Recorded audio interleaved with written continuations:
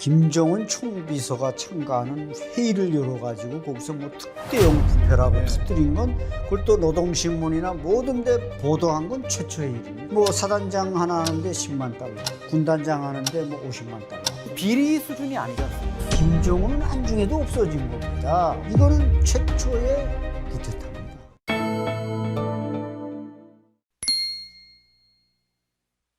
평양이 최근 어수선합니다. 김정은이 주재한 당정군 연합회의라는 데서 북한군 소장, 뭐 북한은 원스타죠. 박희철이라는 사람이 뭐 특대형 비리를 저질렀다 이래서 난리가 났는데 김정은까지 이렇게 노발대발할 정도면 사건이 심상치 않은 것 같습니다. 맞습니다. 북한에서 어떤 부패가 일어났다 그래가지고 김정은 총비서가 참가하는 회의를 열어가지고 거기서 뭐 특대형 부패라고 터뜨린 건 그걸 또 노동신문이나 모든 데 보도한 건 최초의 일입니다. 아니 원스타가 뭐 조금 뭐 해먹었다고 이게 납득이 잘 안 되지 않습니까? 그렇죠. 북한은 이제 그 직책 우선제다 보니까 총정치국 조직부국장이면 쓰리스타입니다 원래. 상장이어야 되는데 이 김정일 때는 이제 마대별이라고 막 별을 막 달아줬는데 마대별요. 마대로 별을 담아다가 막 달아줬다는 건데 주렁주렁. 근데 이 김정은은 또 그걸 또 반대로 아주 그 계급장 정치를 하면서 막 붙었다 뗐다 하다 보니까 이 세 알 달아야 될 자리에 간 놈이 한 알밖에 못 달고 있었던 겁니다. 그러나 그 사람은 세 알에 그 말하자면 군할 권력을 다 누리는 거죠. 그래서 총정치국 조직부국장이면 북한군 육해공군의 모든 간부 임명을 이 사람이 다 하는 겁니다. 인사 승진, 보직. 그래서 뭐 사단장 하나 하는데 10만 달러. 군단장 하는데 뭐 50만 달러. 그러니까 아예 가격이 책정됐다는 거 아닙니까? 연대장 하나 하는데 뭐 2만 달러.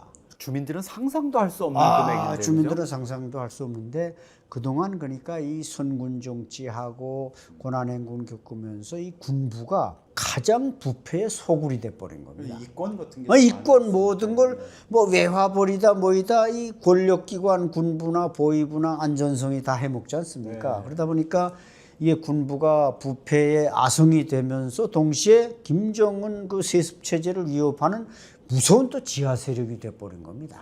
그러니까 이번에 김정은은 단지 부패라는 말을 달았지만 자기 체제에 도발하는 이 군부를 이번에 일망타진하기 위해서 그걸 다 노동신문에 공개하면서 회의를 열은 겁니다. 거기 보니까 제가 좀 눈여겨본 건 개인에 대한 환상을 심으려 했다 이런 게 있죠. 그게 바로 이제 그 정치 비리 수준이 아니지 않습니까? 비리 수준이 아니고 바로 박희철에게 충성해야 내가 사단장 자리가 생기고 군단장 자리가 생기지 김정은은 안중에도 없어진 겁니다. 이거 심각하네요. 이게 그래서 보통 이건 특대형 사건이 김정은 말대로 특대형 사건은 맞는데 그 세습 체제에 도전하는 정치적, 경제적 이건 도전인 겁니다. 그러니까 그렇게 우리가 난리를 이때까지 쳤어. 북한에는 단 한 번도 쿠데타가 없었다 이렇게 말했죠.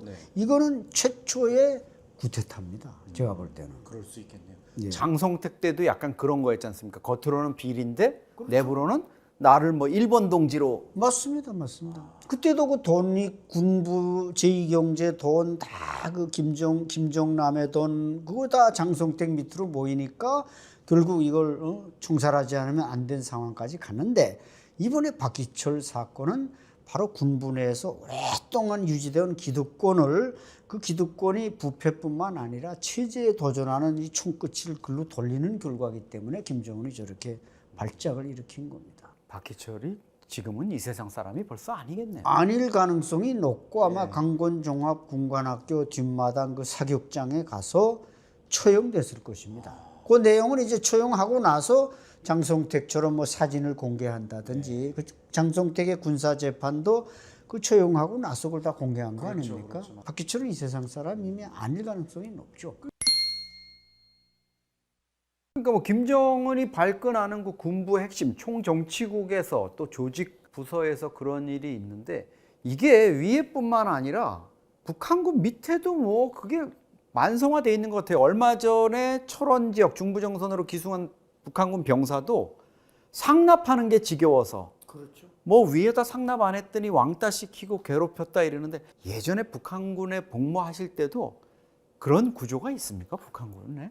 그때는 이제 그렇게까지는 오기 전 단계인데 아, 어렵지 않으니까. 예, 어렵지 먹고 살만 않으니까. 하니까. 그러니까 북한의 국가 경제가 어느 정도 작동할 때는 군대는 그래도 가져다 준단 말이죠. 정규군이 뭡니까? 보급을 받으니까 정규군이지 보급을 못 받으면 이게 게릴라 아닙니까? 당나라 군대. 당나라 군대처럼 알아서 가서 훔쳐 먹어야 되는 아, 마적이죠, 마적. 마족단이죠. 뭐 김일성의 저 빨치산하고 비슷한 건데 지금 그 말하자면 지금은 국가 경제가 안 돌아가니까 군대에 갖다 주지를 못합니다. 그래서 전방의 군단장들이 외화를 어떻게든 갈취해서 태국에 쌀을 사러 간단 말이죠. 알랑민가 그 싸게 사다 자기 군단은 자기가 먹여야 됩니다. 단위별로. 네, 단위별로 알아서 자력갱생. 그게 바로 북한식 자력갱생인데 그러다 보니까 그 관계라는 건 단지 쌀과 무슨 간장된장 사는 일이 아니라 보직까지도 별까지도 사고 파는 일이 벌어지는 그런 아수라장이죠. 지금 북한군 보면은 저희가 북한이 뭐 선전하는 TV라든가 노동신문 이런 거 보면 군인들이 뭐 정말 멋있게 이렇게 얼룩무늬 복장 입고 막 현대화된 장비 차고 이러고 있는데 들리는 얘기는 달라요. 전방부대 뭐 여기 보면 뭐 병사들이 영양실조 걸렸다 이런 얘기도 나오고 정말 뭐 양말 뭐 제대로 못 입는다 뭐 팬티도 제대로 공급이 안 된다 이런 얘기까지도 있던데 왜 이렇게 북한이 겉으로 보여주는 것과 실제가 이렇게 차이가 있는 겁니까? 그게 이제 김정은식 열병식 정치 아닙니까? 열병식을 할 때는 그 뭐 한 2, 3만 명 그 미림 비행장에 갖다 놓고 연습시켜서 걔들 잘 입히고 뭐 잘 먹이는 거는 가능하죠. 몇만 명은. 키 크고 잘생긴 애들 키 크고 뽑아서. 그 열병식 한다 그러면 밑에 부대에서 다 키 1m 75cm 이상 되는 애들 다 골라다 놓은 겁니다. 거기다 이제 부족하면 대학생까지 갖다 군복을 입히는 건데 그러니까 우리는 또 국제 무대에서는 그냥 그 열병식 장면만 보고 저게 북한군의 전부인가 보다 생각하는데 아주 극히 10%도 안 되는 모습이고 실제는 아까 지적하신 대로 팬티도 공급이 안 되는 겁니다. 원래 이제 면내의 그들은 속에다가 런닝보다도 면내의 이거 상하이를 입히고 든든하거든요. 잘 찢어지지도 않는 걸로 이제 입히는데 이게 지금 사회 공장이 안 돌아가니까 팬티도 못 입은 경우가 비일비재하고 뭐 그건 이제 사단 군단 연대 대대 내려오면서 다 자력갱생이니까 뭐 후방으로 갈 수 있는 출장 명령서를 발급하는 건 사단장부터 발급을 합니다. 부대장, 연합부대장부터. 그러니까 그냥 어느 연대에서 뭐 우리 연대장이 우리 저 사단장 동지 우리 부대 누구 시멘트 공장에 우리 저 병사 아들이 사장 아들이 하나 있는데 좀 보내주십시오. 그럼 이놈은 후방으로 그 열차 증명서를 떼가지고 가서 시멘트 한 5톤만 보내면 1년을 집에 가서 노는 겁니다. 근데 시멘트뿐만 아니라 다른 모든 부식물, 뭐 소금 뭐 이런 것도 다 하기 때문에 부대 인원을 비상소집해 보면은 그저 한 70%만 나오고 30%는 비어 있는 겁니다. 다 열애자 사고잖아요. 일부의 좌표는 있는데. 그렇죠. 다 후방 그 북한 말로 후방 사업하러 간 거. 아, 후방 사업. 예. 그게 이제 우리 말하면 군수 지원 이런 업무죠. 국가가 안 주니까 자체로 해결해야 되는데 뭐 최전방에 민간 부락 털어 먹어도 무슨 그 한계가 있는 거지. 닭이나 개는 갖다 훔쳐 먹어도 부락 털어 가지고 거기서 무슨 소금이 나옵니까? 무슨 쌀이 나옵니까? 그 안 박사님이 북한군에 복무하실 때는 양말이 보급됐습니까? 아니면 발사계였습니까? 그때 무조건 발사계였습니다. 양말을 보급하면 그건 양말은 뭐 하루 이틀만 신으면 구멍이 나니까 무명천으로 만든 발사계는 한 달을 감았다 폈다 해도 한 달을 가도 구멍이 안 나니까. 아니 그러니까 그게 언젠데 아직도 병사들한테 양말을 공급 못하고 팬티도 공급 못하고 발사계를 쓴다는 게 여러분 우리처럼 양말 신는 게 아니라 헝겊으로 발을 둘둘둘 이렇게 감싸서 그걸로 군화 신고 군복무를 하라는 건데. 군화가 아닙니다. 북한군은 다 지하적. 군화 신으면 좀 좋죠. 근데 북한 지하적 천으로 된 거. 그래서 고무 밑에는 고무 꼭대기는 천으로 된 거. 우리 활동화 같은데 발목만 조금 이렇게. 예. 그것도 뭐 새 거만 항상 신을 수 있으면 얼마나 좋겠습니까? 뭐 거의 다 너덜너덜한 거 신고 있죠. 근데 김일성 광장에 나오는 애들은 다 대한민국 군인 비슷하게 옷도 갈아입히고 개구리 무늬 그저 옷도 입히고 군화도 우리 군화처럼 만들어 신겼죠. 그러니까 그걸 보고 우리 국민들이나 뭐 미국에서는 야 북한군 그 멋있네 이러지 말고 그걸 보여주는 것과 실제는 다르다는 겁니다. 그러니까 저도 어릴 때 저도 강원도 뭐 시골 촌놈이지만 어른들이 그런 얘기 하셨어요. 그때 우리 어릴 때 뭐 다 양말 신고 이랬는데 어른들이 정말 보잘것없고 뭐 이런 거 이렇게 지칭할 때 에이 거지 발사계 같은 뭐 이런 얘기 했거든요. 그러니까 정말 없는 이런 아주 그런 사람들이나 그런 발사계를 하고 이렇게 있던 이런 건데 북한은 아직도 거기에서 벗어나지 못하고 있는 게 아닌가 이런 생각이 드네요. 그렇죠. 그런데 무슨 뭐 핵 강국이니 뭐 해가지고 저렇게 떠들고 있는 게 좀 납득이 안 됩니다, 사실. 그러니까 북한군은 핵을 빼면 저 당나라 군대입니다. 북한 여군은 어떻습니까? 남자 군인들이 10년을 의무복무합니다. 그 정말 말도 안 되는데 13년이었다가 그나마 10년으로 줄었다는데 여군도 7년이죠. 예, 여군도 최대 7년까지 가고 근데 이 여군이라는 게 그 북한에서는 여군 하나를 이게 키우는데 남자군인 한 개 분대에 돈이 들어간다. 왜냐하면 요거는 뭐 군화도 단화 신겨야지 양말 발사계 안 합니다. 여군도. 예, 그저 양말 신기고 뭐 화장품도 줘야지요. 화장품도 있고. 예, 뭐 향수도 줘야죠. 치마도 입혀야죠. 뭐 브래지어도 필요하죠. 그래서 요군 하나 키우는데 남자군인 한 개 분대가 들어간다. 이런 말을 하는데 근데 북한엔 요군 수요가 또 많습니다. 어디에 주로 배치가 됩니까? 연대부터 군의소가 있는데 군의소 치료하는데 네네. 거긴 100% 요군입니다. 간호사가 있고 연대부터 있으니까 연대 사단 군단에 다 요군이 있어야 되죠. 그다음에 고사포 비행기 잡는 고사포 고사총 요게 또 거의 다 요군. 그거 어려운데 왜 그 여군을 시키죠? 그러니까 이제 남자 군인이 부족하니까 그건 여성들이 맡아라. 그래서 그 고사포 부대, 고사총 부대 여군이 지나가는 거 보면 뒤로 보면 다 남자로 보이지. 이게 앞으로 봐야 또 머리카락이 조금 이렇게 보면 이게 여군인가 보다 하지. 거의 얼굴이 시커먼 게 남자군인하고 똑같습니다. 해안포도 보니까 해안포. 여군들이 그 무거운 포를 끌고 막 한대요. 동서해안포 부대 다 여군이 합니다. 그게 좀 납득이 안 되네요, 그죠? 그런 지역을 여군들을 엄청 힘들 텐데 사실 그게 이제 바닷가 남군 부적 현상을 여군으로 메꾸겠다는 뜻이고, 그게 또 뭐 이게 참모중대라는 게 있는데 참모소대 무전하는 거.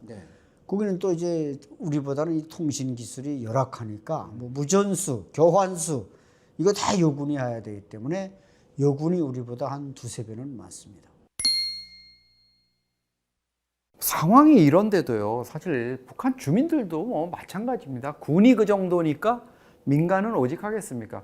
국제기구 세계식량계획 WFP나 이런 곳에서 북한 주민 2,500만 명 중에 40%인 1,100만 명이 만성적인 기아에 시달리고 있다는 리포트를 지금 10년 넘게 내고 있는데 상황이 개선이 안 되고 있습니다. 이런 상황인데도 김정은은 보면 수시로 열병식이니 뭐니 해가지고 대규모 군중 집회 또 푸틴 온다, 시진핑 온다, 심지어 뭐 저기 또 백러시아 대통령 온다고 거기에다가 또 동원을 하고 이러는데 이런 열병식이나 화려한 의식 여기에 왜 이렇게 집착하는 겁니까? 노동당이 집단 전체주의는 그 프로파간다에 이제 우선 그걸로 체제 유지해야 되니까. 근데 이제 우리 국민들로서도 그 인민들이 정말 뭐 3명 중 1명씩 영양 실조인데 그 돈은 어디서 나느냐. 이게 이제 완전 퀘션 아닙니까? 근데 북한은 그 정찰총국이 해킹, 사이버 전사들을 통해서 1년에 거의 1,000억 달러의 돈을 훔쳐가는 겁니다. 그 돈이 있으니까 뭐 이번에도 뭐 그래 요란하게 내걸리고 그 행사하는 거 보면 그럴듯하게 잘하지 않습니까?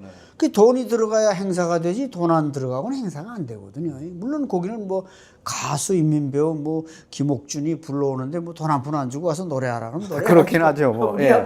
뭐 무슨 양지은 몇 억 줘야 부르는 가수들 그냥 막 동원해서. 우리는 뭐 양지은이 한번 부르려면 이게 몇 천만 원 줘야 되는데 그걸 공짜로 쓰니. 양모 가수가 거기서 왜 갑자기 개인적으로 좋아하시나 보죠?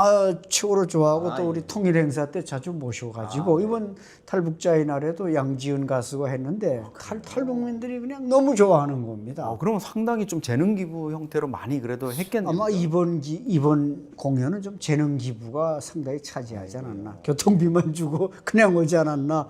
그랬다면 뭐 고마운 거고. 과거에도 좀 그렇게 기부를 많이 했습니다. 그럼 뭐 김옥주 이런 사람들은 그냥 김정은 그 행사에는 그냥 단골로 나오더구만. 단골로 나오고 그러다 보니까 이제 뭐 공군 배우도 고쳐서 그냥 폐쇄해서 인민 배우가 되고 거기서는 그 칭호만 주면 써먹으니까 이런데 다 그 도적질해서 해킹해서 그런 자기 이런 그 우상화의 행사하고 그러니까 북한이 이게 무너지진 않고 이걸 뭐 좀 우리가 어떻게 차단하든 적극적으로 이걸 공세를 해야 되는데 러시아 중국이 딱 버티고 있지 이거 참 안타까운 일입니다. 그러니까 사실 우리가 북한군이 뭐 영양실조 보급 안 좋고 발사게 해요 뭐 이렇게 얘기하면서도 한편으로는 걱정은 돼요. 또 이런 말씀드리면 또 북한군을 너무 깔보고 이래서 야 그 뭐 다 죽어가고 영양실조라는데 거기에 뭐 우리가 뭐 그렇게 돈 쓸 필요 있어 방산 뭐 하면서 이러면서 약간 우리가 좀 느슨해지는 거 아닌가 이런 측면이 있는데 한편으로 보면 또 북한군이 우크라이나 파병 뭐 이런 걸 통해 가지고 엄청나게 전술이라는 게 높아지는 것도 있잖아요. 그게 큰 변수가 될 수 있는데 물리적으로 남북 대결에서 자 이번에 러시아에 나가서 쿠르스크 전선에서 그 북한 특수작전군이 잘 싸웠죠. 뭐 왜 잘 싸웠겠습니까? 그 인센티브도 있지만 자 이 북한군에서는 쌀밥도 제대로 못 먹었는데 러시아에 나가니까 뭐 돼지고기, 버터, 식용유 그냥 먹는 거는 배부르게 해주는 겁니다. 맞아요. 그거 얘기 나온 거 있습니다. 뭐 비계가 그득하지만 어쨌든 든든하게 먹는. 북한군이 원하는 게 바로 그겁니다. 버터나 고기만 배불리 먹여달라. 우린 목숨 바칠 수 있다. 거기다가 무장도 러시아제 그 AK 소총에 뭐 박격포에 발사관에 다 경량화된 거 좋은 거 주죠. 군복도 북한에서는 이 누대기만 입었는데 가자마자 바로 벗겨고 러시아 걸로 다 입히더라고요. 최고 군복 입히죠.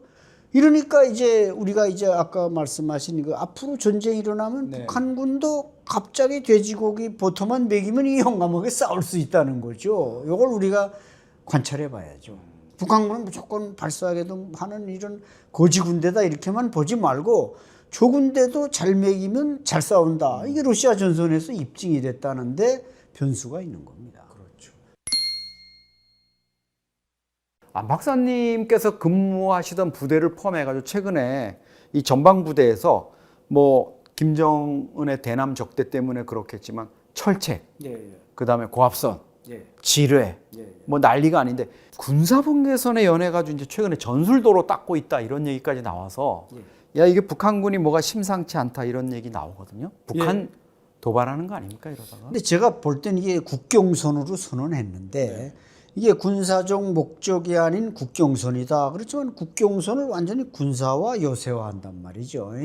근데 제가 볼 땐 거기서 뭐 북한군이 전면 공격을 한다 이런 건 못하겠죠. 왜 우리 군이 그만큼 강하니까. 뭐 북한군 탱크가 내려온다 하면 우리 코브라나 뭐 아파치가 나가서 그냥 파리 잡듯이 잡아버리니까 내려오지는 못하겠지만 그걸 요새화하고 도로를 닦고 이런 건 뭔가 기동무력이 한번 등장할 수 있다 이런 암시거든요. 그래서 이것을 이제 전선을 좀 뭔가 긴장의 국경선으로 만들기 위해서는 말하자면 국지전을 일으키면 그걸 또 북한의 언론에 뭐 이렇게 과대 선전하면 남쪽에서 침략이 올라온다. 먼저 우리가 공격했다는 식으로. 그래서 우리가 또 반공격으로 뭐 물리쳤다. 이런 드라마는 이제 북한이 충분히 만들어낼 수 있기 때문에 우리 군이 거기에 대해서는 잘 대비를 해야 할 것입니다. 김주애가 이제 후계자로 내정됐다고 봐야 되겠죠? 저는 후계자로 내정됐다는데 뭐 일말의 추호에 토를 달고 싶지 않은 생각입니다. 아들이 있는데 뭐 해외에서 공부한다는 등 이건 말이 안 되는 거고 김주애를 가장 중심에 세우지 않습니까? 후계자는 한 번 초이스되면 그게 후계자가 이미 프로파간다로 돈을 들여서 한 건데 그걸 뭐 바꿔버린다? 이건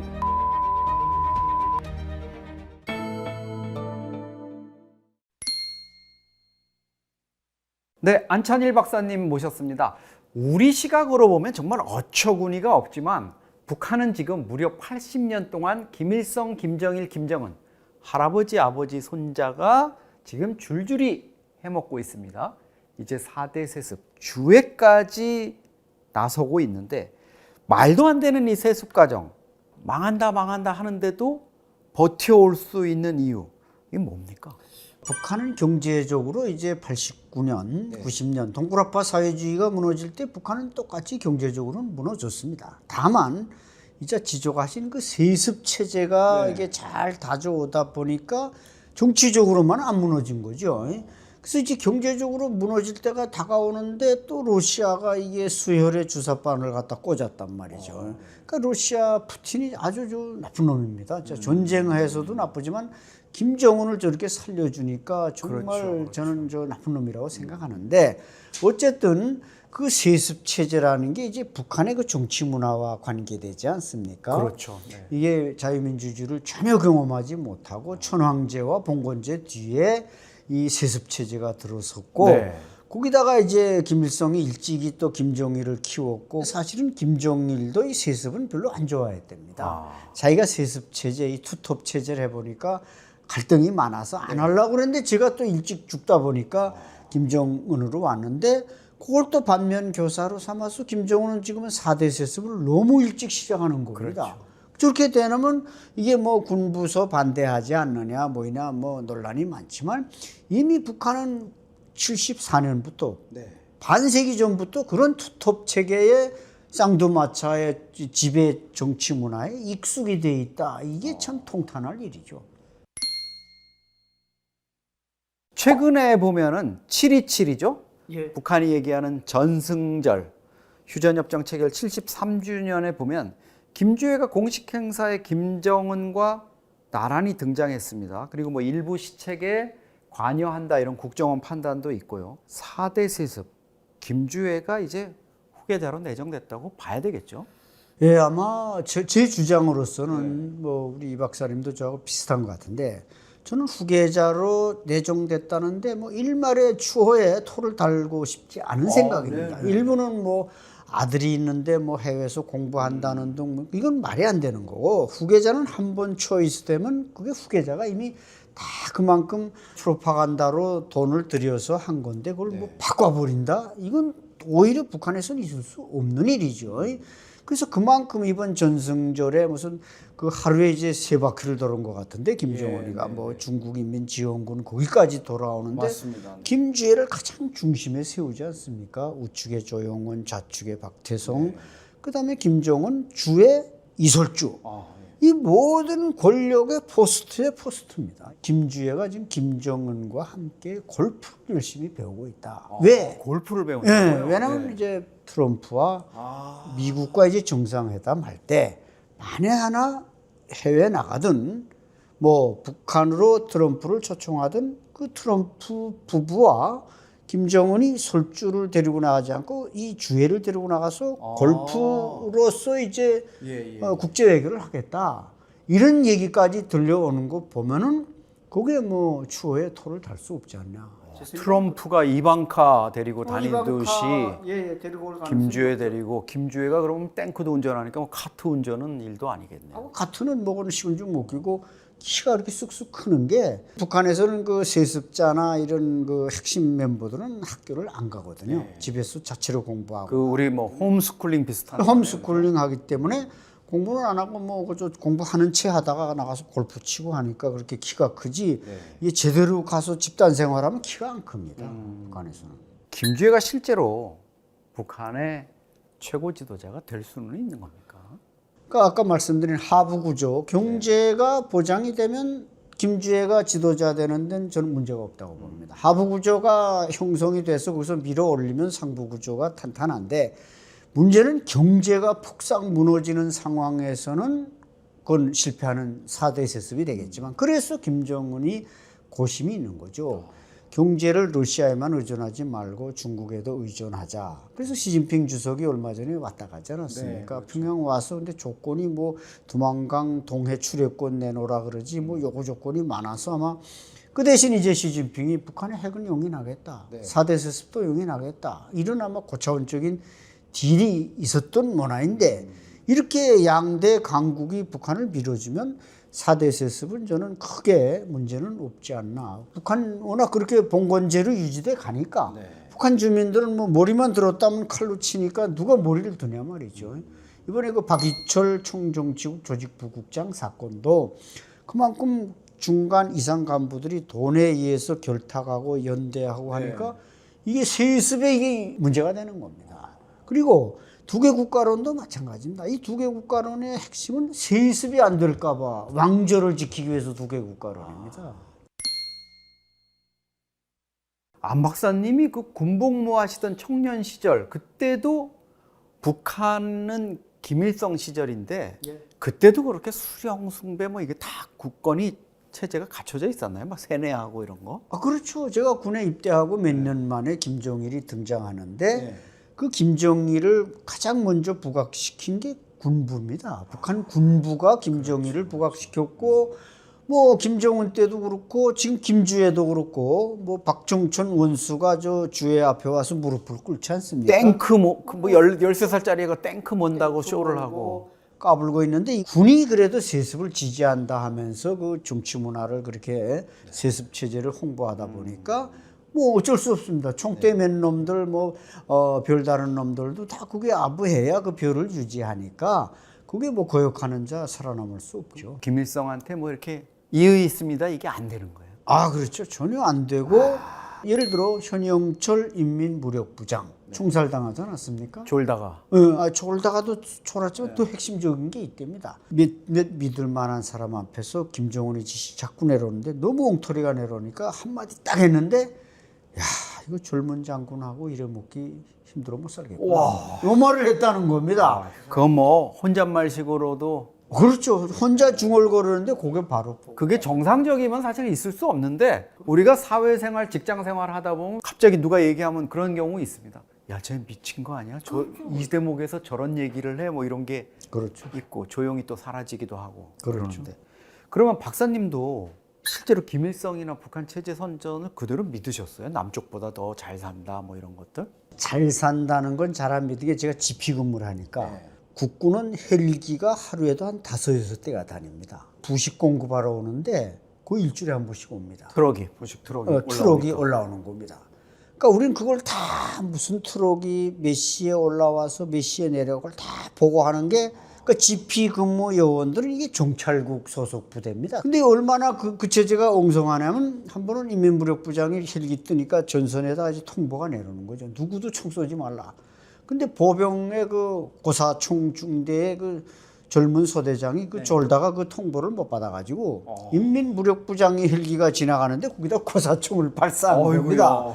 그러니까 못 맞췄길래 말이지 자기 그 병사한테 고사총에 맞아서 인민무력부장이 죽을 뻔했단 말이죠. 근데 오진우가 그 당시에도 마음이 좋아가지고 그래서 부대에 얼마나 소문이 납니까? 야, 이거 뭐 언론엔 보도 안 돼도 소문 나는데 근데 그 부대에서 이제 저거 군사재판에서 총살해야 되느냐 어쩌냐 이렇게 문의했더니 오진우가 허허 웃으면서 너무 어처구니가 없으니까 야, 놔둬라. 군복만 뺏겨서 후방으로 보내지 총살하지 말라. 이래서 죽지 않았지. 그럼 죽을 뻔했단 말이죠. 군대에서는 사실 그런 경우 뭐 경계 근무 잘했다 이렇게 수습할 수밖에 없는 이런 상황이었을 것 같은데 북한 권력 얘기로 다시 돌아와서요. 김정은 집권 이후에 북한 체제가 이게 뭐가 좀 엉성하다. 할아버지, 아버지 때만 못하게 특히 이런 리더십이나 이런 부분에 있어서 북한 주민 입장에서는 김정일 시대와 김정은 시대 중 언제를 더 좋다고 생각할까요? 지금 그게 좀 양분화되는 현상입니다. 아, 예. 여론이? 예, 여론이 말입니다. 왜냐하면 자, 김정일 시대는 끊임없는 내리막길이었습니다. 이건 뭐 고난행군 겪고 뭐 완전히 그냥 그야말로 개판의 아비규환 아닙니까? 근데 김정은 시대 들어와서 북한 주민들에게 조금 잘해준 게 몇 가지가 있는데 그건 뭐 전체적으로 보면 잘해줬다기보다는 그저 조금 뭐라고 할까 느슨해진 건데 핸드폰 700만 시대가 열렸죠. 아, 그러니까 북한 주민들 예. 북한 주민들로서는 평양에서 뭐 한때 그 김정일 말기에 뭐 생수병 들고 다니면 그 폼 잡고 맞습니다. 그다음에 또 뭐 노트북 들고 다니면 예. 폼 잡고 그게 자랑거리였단 말이죠. 김정일 시대는 핸드폰을 많이 억제했는데 김정일 시대 들어와서 핸드폰 허용하니까 700만 되면 지금 북한 인구 2,500만 명에 700만 되면 거의 3, 4명당 한 명씩 핸드폰 가지지 않았습니까? 그때는 뭐 생수병 한 병이 뽀닥이 재는 거지만 지금은 핸드폰 들고 다녀도 누가 부러워하는 사람이 없답니다. 그 다음에 이제 러시아 파병을 해가지고 거기서 뭐 밀가루도 들어오고 석유도 들어오고 구축함도 지금 뭐 최연호하고 강건호를 구축했습니다만 그 뭐 내부는 완전히 다 빈 껍데기겠죠. 겉에만 해서 이렇게 진수는 했는데 이런 것들이 이제 북한에서 이게 젊은 지도자가 그래도 뭐 좀 하네 이런 이제 인식에 말하자면 전환을 가져왔다는 얘기입니다. 그건 이제 김정은의 어떤 선전이나 이런 게 좀 먹힌 케이스일 먹힌 거고. 케이스고 네. 김정일 때처럼 마냥 권투박질 치진 않고 이제 뭐 좀 비벼서 올라갈래나 하는 일말의 기대를 주고 있다는 거죠. 네. 이것이 이제 김정일 시대와 김정은 시대의 차이점이다. 그 또 하나 이제 김정은 시대와 가지고 특징이 핵에 엄청 집착을 하잖아요. 그렇죠, 그렇죠. 아버지 때 2번 핵실험했는데 자기는 4번 해가지고 뭐 핵 보유국 했다. 이 뭐 헌법에까지 우리 못 박았으니까 최근에 와서는 야 내가 핵을 포기 못해. 핵을 포기하라는 건 나보고 헌법 위반, 위헌하라는 거야. 뭐 이런 주장도 하고 있는데 핵에 진짜 이렇게 집착하는 게 북한 체제를 유지하는데 도움이 될까요? 저는 좀 회의적인데 어떻게 글쎄, 보세요? 예, 뭐 어쨌든 김자 말씀하신 대로 이게 핵을 없애라는 건 그냥 김정은의 의자빼, 방빼하는 소리나 똑같은 거니까. 왜냐하면 핵이라는 게 뭐 대남 국제 관계에서도 핵이 필요하지만 내부적으로도 우리가 핵을 가졌다는 것은 그만큼 공포심을 조장하는데 넘버원입니다. 핵무기가 있다. 이것은 대남 남조선을 향해서도 쏠 수 있고 심지어 북경을 향해서도 쏠 수 있고 우리 스스로 터뜨릴 수도 있다. 자멸의 자폭 수단으로서. 이런 공포 정치에 핵은 반드시 필요한 최고 수단이 되고 있다는 거죠. 그렇기 때문에 북한 주민들이나 또 군인들로서는 자기네 체제가 자기네 경제가 대한민국에 비해서 몇십 년 뒤떨어져 있다 이건 알지만 또 우리는 핵을 가지고 있으니까 대한민국을 언제든 평정할 수 있다 뭐 이런 이제 프라이드 하나만은 확실하게 주다 보니까 그 핵이 그런 수단으로서 지금 작용하고 있다고 봐야 되겠죠. 야, 핵이 뭐 우리로 말하면 진짜 최고의 국뽕으로 지금 작동하고 있는 것 같은데 과연 저 핵이 북한 체제를 지키는 김정은 주장대로 만능의 보검이 될지 아니면 옛날에 소련이 수만 기의 핵을 가지고도 체제 붕괴를 맞았던 경제 문제 때문에 그런 결과가 될지 좀 지켜봐야 되겠습니다. 김정은이 이제 중국 못지않게 러시아하고 지금 뭐 밀착을 하는 거 누구나 다 지금 알고 있을 정도로 김정은이 벌써 우크라이나 전쟁을 활용해 가지고 여러 가지 이제 푸틴의 바짓가랑이를 잡고 있는데요. 우크라이나 전에 가가지고 죽은 북한군 병사가 2,300명입니다. 4,000명이 부상했고 이런 그 전사자 유가족이나 부상병들 마음은 정말 뭐 찢어질 것 같은데요. 우리로 말하면 이게 뭐 사회적 참사 형태, 명분 없는 싸움에 가서 그렇게 죽음을 청년들이 맞이한 건데 김정은도 이들을 영웅시하고 막 아파트를 주고 노동당 입당시키고 이런 거 보면 야 이거 잘못 다뤘다가는 이거 큰일 나겠다 이런 느낌이 있는 것 같아요. 그렇죠. 뭐 그 김정은이 누구보다 잘 알고 그걸 잘 활용하는 거죠. 제가 있을 때도 북한에서는 그 출신 성분을 중요시하는 나라다 보니까 뭐 우리 아버지는 왜 낙동강까지 갔다는데 돌아왔느냐 거기서 좀 용감하게 죽지. 그러니까 그 아버지가 돌아왔으면 태어나지도 못할 놈들이 그런 소리 하는 거예요. 그러네요. 사회적으로 신분 상승이 안 되니까 그 신분 상승의 사다리를 찾기 위해서 발광하는데 다 세습이 되니 사다리가 있냐 이거. 혁명 열사가 안 됐으면 애국 열사라도 그거라도 됐으면 조금 신분 상승이 되는데 안 된단 말이죠. 근데 이번에 이 김정은이 이걸 교묘하게 활용하고 있는 게 그 러시아 전선에 가서 죽은 사람들 공화국 용 칭호주지, 노동당 입당시키지, 아까 지적하신 대로 평양에 아파트 하나 주지. 북한에서 지방 사람이 평양에 가서 아파트에 살아보는 게 얼마나 이게 소망입니까? 그렇죠. 그리고 어떻게 보면 평생 소원 3가지 공화국 용되고 노동당원 되고 평양 입주해서 아파트 3가지 소원을 그냥 바가지로 보여주니까 죽은 가족들은 그런 대로 참아야지. 거기서 뭐 왜 죽였느냐 이거 했다가 뭐 그냥 손해 보니까. 근데 이제 2,300명이 죽었고 이제 3만 명이 더 나가면 1만 명이 죽지 않는다는 보장이 없죠. 그렇죠. 근데 이렇게 숫자가 많아질 1만 명이 죽는다면 이게 한 개 사단이 전멸하는 겁니다. 그렇죠. 네. 그렇게 될 경우도 북한이 과연 그걸 감당할 수 있느냐 이런 문제는 또 별개의 문제로 해석해야죠. 네. 김정은이 우크라이나 추가 파병 지금 러시아 쪽에서 뭐 3만 명 얘기가 나오고 이렇게 하는데 그러면 이제 총 5만 명이 가는 건데요. 어떻게 대응해 나갈지 지켜보도록 하겠습니다.